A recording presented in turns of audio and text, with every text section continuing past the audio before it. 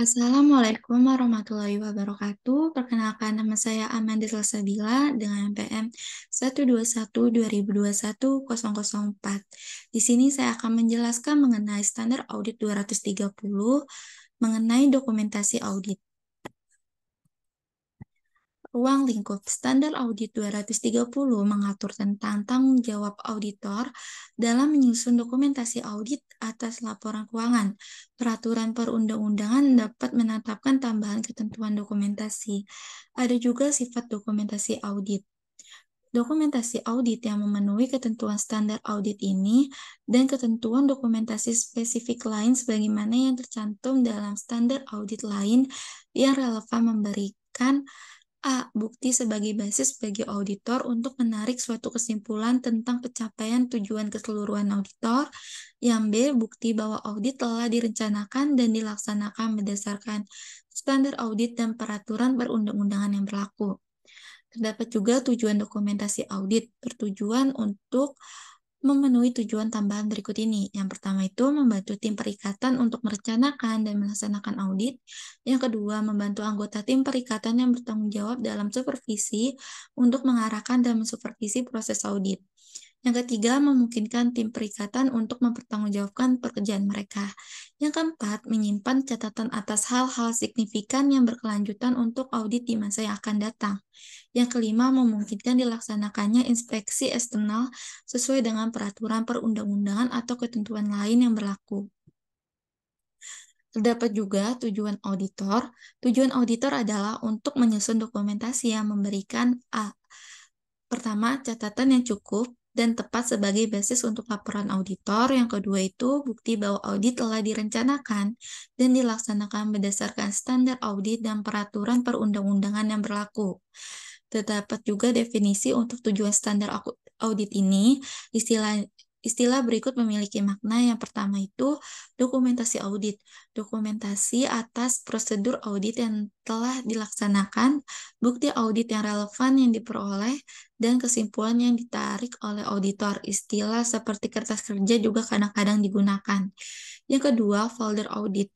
Satu atau lebih folder atau media penyimpanan lain dalam bentuk fisikal atau elektronis yang berisi dokumentasi audit untuk suatu perikatan tertentu. Yang ketiga, ada auditor berpengalaman. Seorang personal baik yang berasal dari internal maupun eksternal KAP, kantor akuntansi publik, dan berpengalaman dalam praktik audit.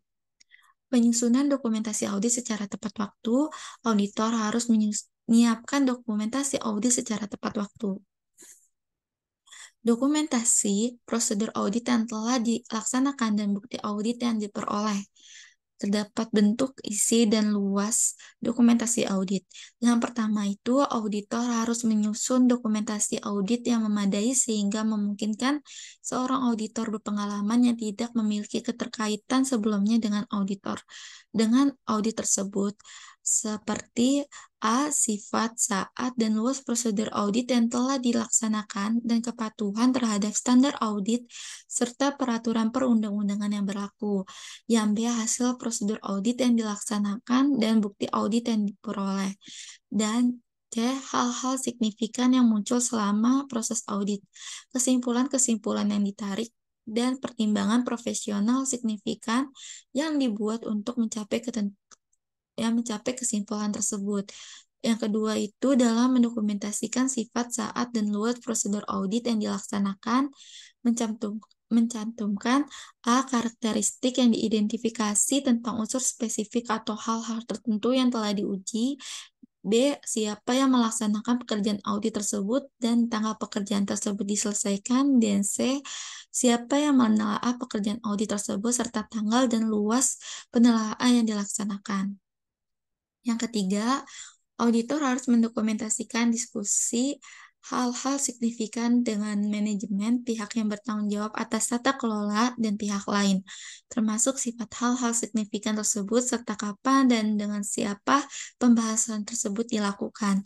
Keempat, ketika auditor menemukan informasi yang tidak mendukung kesimpulan akhir tentang hal-hal signifikan, auditor harus mendokumentasikan pendekatan yang digunakan untuk merespon ketidakkonsistensian tersebut. Terus terdapat juga penyimpangan dari ketentuan yang relevan ketika dalam kondisi luar biasa auditor mempertimbangkan bahwa auditor perlu menyimpang dari ketentuan yang relevan dalam suatu standar audit. Auditor harus mendokumentasikan bagaimana prosedur audit alternatif yang telah dilaksanakan mencapai tujuan ketentuan standar audit tersebut dan alasan dilaksanakannya penyimpangan tersebut. Terdapat juga hal-hal yang terjadi selama tanggal laporan auditor. Ketika dalam kondisi luar biasa, auditor melaksanakan prosedur audit baru atau tambahan atau menarik kesimpulan baru setelah tanggal laporan audit, auditor harus mendokumentasikan A. Kondisi yang dihadapi tersebut. B. Prosedur audit baru atau tambahan yang dilaksanakan, bukti audit yang diperoleh, dan kesimpulan yang ditarik, serta pengaruhnya terhadap laporan auditor. Dan C. Kapan dan oleh siapa perubahan atas dokumentasi audit dilakukan dan ditelaah. Pengumpulan folder audit final. Yang pertama, auditor harus menyusun dokumentasi audit dalam sebuah folder audit dan melengkapi proses administratif yang diperlukan secara tepat waktu setelah tanggal laporan audit. Yang kedua, setelah pengumpulan folder audit final selesai dilakukan, auditor tidak boleh menghapus atau membuang dokumentasi audit apapun sebelum masa penyimpanan yang diharuskan berakhir. Ketiga, dalam kondisi yang diacu dalam paragraf 13, ketika audit menganggap perlu untuk memodifikasi dokumen audit yang ada atau menambah dokumentasi audit baru setelah penyelesaian folder audit final, auditor harus mendokumentasikan A. Alasan spesifik auditor melaksanakan perubahan tersebut, dan B. Kapan dan siapa yang melakukan perubahan dan menelaah perubahan tersebut. Selanjutnya, kita masuk ke materi penerapan dan penjelasan lain. Penyusunan dokumentasi audit secara tepat waktu. Penyusunan dokumentasi audit yang memadai secara tepat waktu membantu untuk meningkatkan kualitas audit dan memfasilitasi proses penelaah dan mengevaluasi secara efektif bukti audit yang diperoleh dan kesimpulan yang ditarik sebelum laporan auditor difinalisasi. Dokumentasi yang disiapkan setelah pekerjaan audit selesai dilaksanakan cenderung kurang akurat daripada dokumentasi yang disiapkan ketika pekerjaan audit dilaksanakan. Selanjutnya kita masuk ke dokumentasi prosedur audit yang telah dilaksanakan dan bukti audit yang diperoleh. Bentuk, isi, dan luas dokumentasi audit. Yang pertama itu terdapat bentuk, isi, dan luas dokumentasi audit bergantung pada faktor-faktor A. Ukuran dan kompleksitas entitas. B. Sifat prosedur audit yang dilaksanakan. C. Risiko kesalahan penyajian materi yang diidentifikasi. D. Signifikansi bukti audit yang diperoleh. E. Sifat dan luas penyimpanan yang diidentifikasi. Kedua, dokumentasi audit dapat dilakukan pada kertas kerja atau media elektronik atau media lain.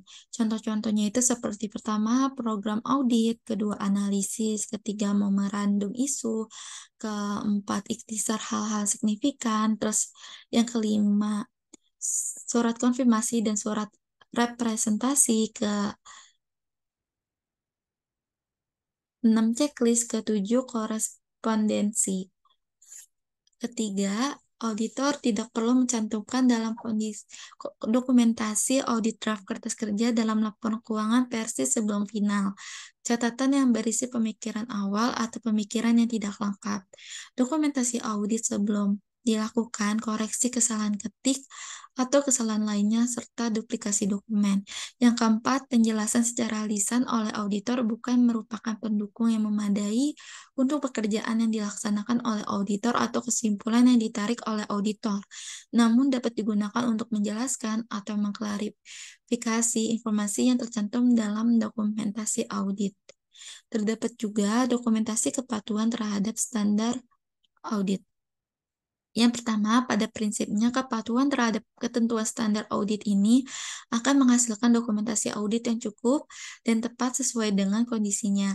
Standar audit lain memuat ketentuan dokumentasi tertentu yang dimaksudkan untuk mengklarifikasi penerapan standar audit ini dalam kondisi tertentu dalam standar audit lain tersebut. Yang kedua, dokumentasi audit memberikan bukti bahwa audit telah dilakukan berdasarkan standar audit, namun dokumentasi oleh auditor atas setiap hal yang mempertimbangkan atau mempertimbangkan profesional yang dibuat dalam suatu audit tidak perlu atau tidak praktis. Sebagai contoh, keberadaan dokumen perencanaan audit yang memadai menunjukkan bahwa auditor telah merencanakan audit. Selanjutnya yaitu dokumentasi hal-hal signifikan dan pertimbangan profesional signifikan yang terkait. Yang pertama itu adalah penilaian atas signifikan suatu hal membutuhkan suatu analisis yang objektif atas fakta dan kondisi. Contoh-contohnya itu sebagai berikut: hasil prosedur audit yang mengindikasikan kemungkinan terdapat kesalahan penyajian material dalam laporan keuangan, atau B, kebutuhan untuk merevisi penilaian sebelumnya auditor atas risiko kesalahan penyajian material dan respon auditor terhadap risiko tersebut. Yang kedua, itu satu faktor penting dalam menentukan bentuk, isi, dan luas dokumen audit atas hal signifikan adalah luasnya pertimbangan profesional yang digunakan dalam pelaksanaan pekerjaan dan evaluasian atas hasilnya.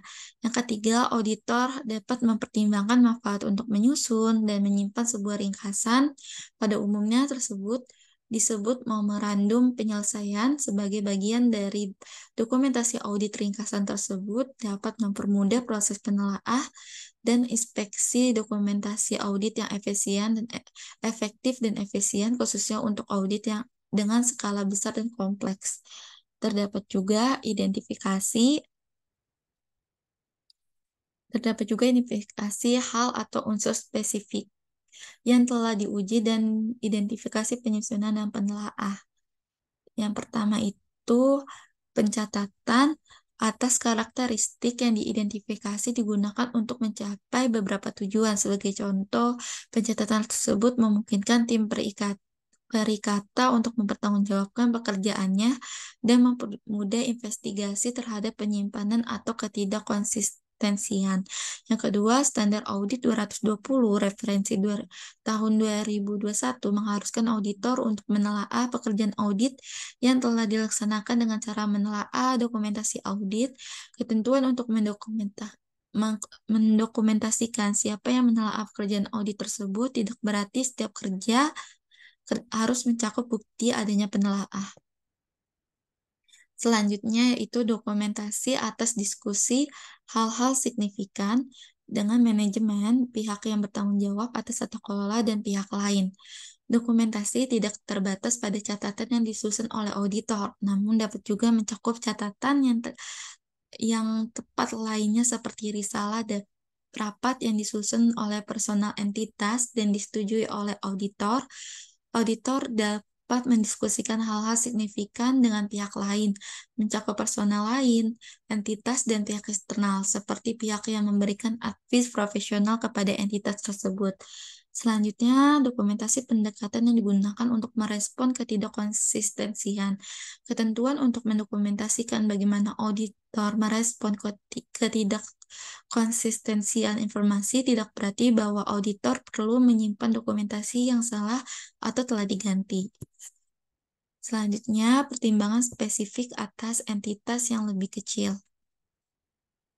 Yang pertama, dokumentasi audit atas entitas yang lebih kecil pada umumnya tidak ekstensif dokumentasi audit atas entitas yang lebih besar, Di samping itu, dalam audit yang di dalamnya rekan perikatan melaksanakan semua pekerjaan audit, dokumentasi tidak mencakup hal-hal yang mungkin harus didokumentasikan untuk memberikan informasi kepada atau menginstruksikan anggota tim perikatan lain, atau untuk memberikan bukti penelaah oleh anggota tim lain.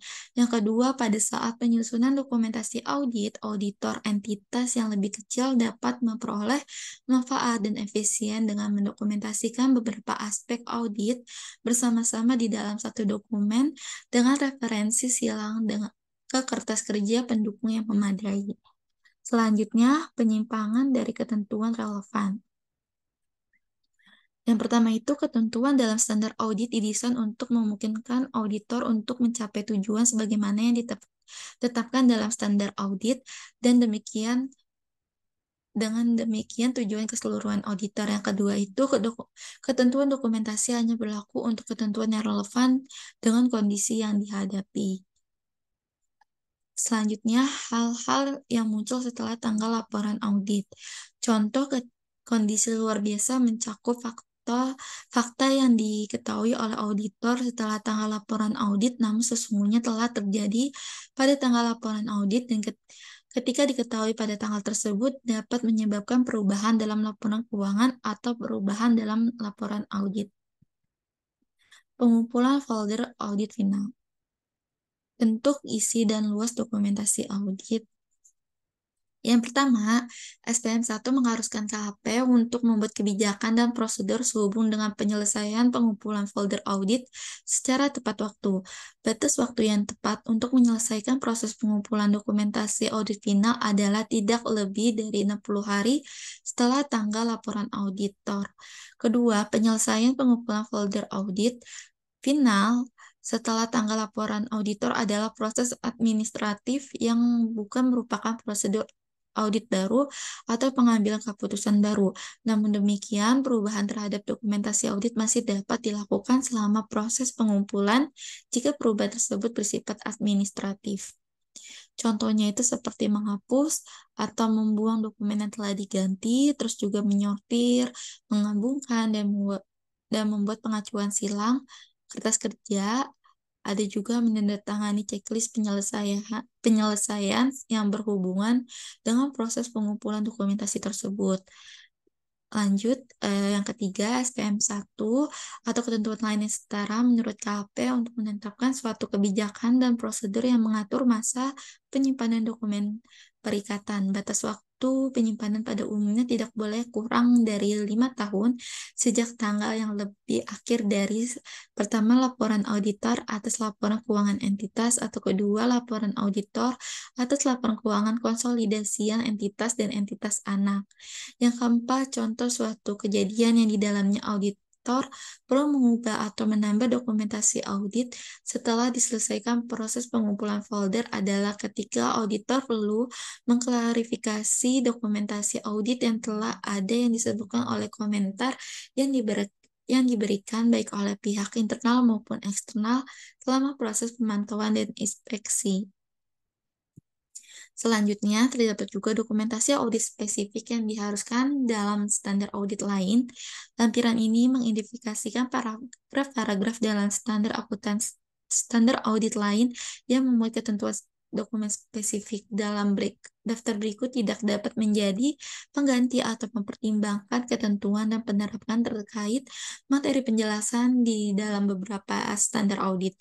Yang pertama itu ada standar audit 210 menjelaskan tentang persetujuan atas ketentuan perikatan audit. Terus juga ada standar audit 220 mengenai pengendalian mutu untuk audit atas laporan keuangan. Terdapat juga standar audit 240 mengenai tanggung jawab auditor terkait dengan kecurangan dalam suatu audit atas laporan keuangan. Terdapat juga standar audit 250 membahas mengenai pertimbangan atas peraturan perundang-undangan dalam audit atas laporan keuangan. Terdapat juga standar audit 260 membahas mengenai komunikasi kepada pihak yang bertanggung jawab atas tata kelola. Ada juga standar audit 300 perencanaan suatu audit atas laporan keuangan. Terdapat juga standar audit 315 membahas mengidentifikasian dan penilaian resiko kesalahan penyajian material melalui pemahaman atas etikitas dan lingkungannya. Terdapat juga standar audit 320 membahas mengenai materialitas dalam tahap perencanaan dan pelaksanaan audit. Selanjutnya, standar audit 330 membahas respon auditor terhadap resiko yang telah dinilai. Terdapat juga standar audit 450 mengenai pengevaluasian atas kesalahan penyajian yang diidentifikasi selama audit. Terdapat juga standar audit 540 audit atas estimasi akuntansi dan pengungkapan terkait. Terdapat juga standar audit 550 mengenai pihak berelasi. Terdapat juga standar audit 600 mengenai pertimbangan khusus audit atas laporan keuangan grup termasuk pekerjaan auditor komponen. Terdapat juga standar audit 610 mengenai penggunaan pekerjaan auditor internal. Terdapat juga standar audit 720 mengenai tanggung jawab auditor atas informasi lain. Sekian dari saya. Wassalamualaikum warahmatullahi wabarakatuh.